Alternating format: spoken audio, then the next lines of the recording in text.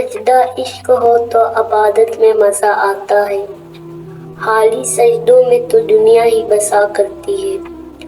लोग कहते हैं कि बस फर्ज अदा करना है, ऐसा लगता है कोई कर्ज लिया हो रब से। तेरे सजदे कहीं तुझे काफिर न कर दे ए इकबाल, तू झुकता कहीं और है और सोचता कहीं और है। बुत परस्ती और नफ्स परस्ती असल में बुत परस्ती है, इनको तर्क करने के बाद खुदा परस्ती शुरू होती है।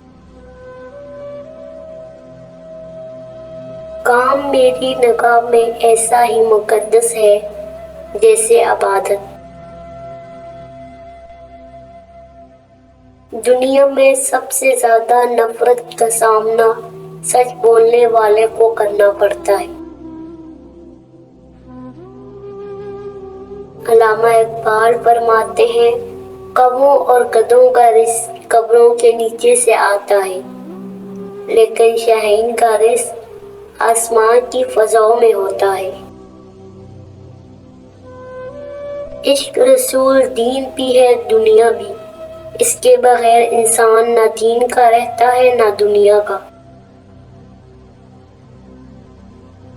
मोमन रेशम की तरह नर्म होता है और फलाद की तरह सख्त होता है।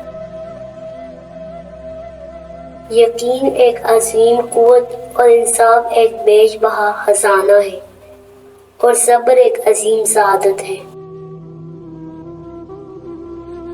एक सोचने वाले जिंदा इंसान के ख्यालात में तब्दीली होती रहती है, नहीं बदलता तो पत्थर नहीं बदलता।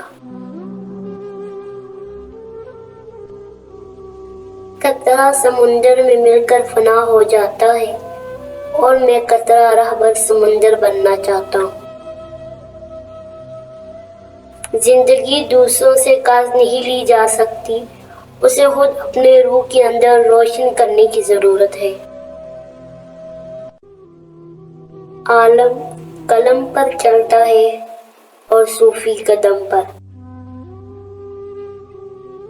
इल्म की जस्तजू जिस रंग में भी की जाए, इबादत ही की एक शक्ल है। दिल एक ऐसी चीज है जो अमीर के पहलू में नहीं होता।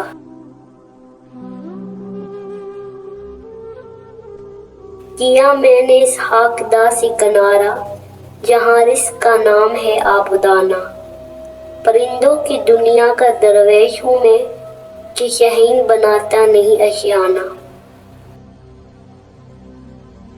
पानी जैसे हो जाओ जो कि अपना रास्ता खुद बना लेता है, ना कि पत्थर जैसे बनो जो कि दूसरों का रास्ता रोक लेते हैं। ज़मीर की अदालत में जाते रहे, क्योंकि वहाँ सच्चे फैसले होते हैं। कल्ब की फितरत ही ऐसी है कि वो मोहब्बत से राम हो सकता है, मुखालफत और अदावत से नहीं। जो शख्स अपनी अजमत के गीत गाए, वो कभी अजीम नहीं हो सकता। इंसान को हमेशा ये याद रखना चाहिए कि नेक अमल कभी ज़ाया नहीं होता। हजार कुतुबखाना एक तरफ और बाप की निगाह मुल्तफत एक तरफ।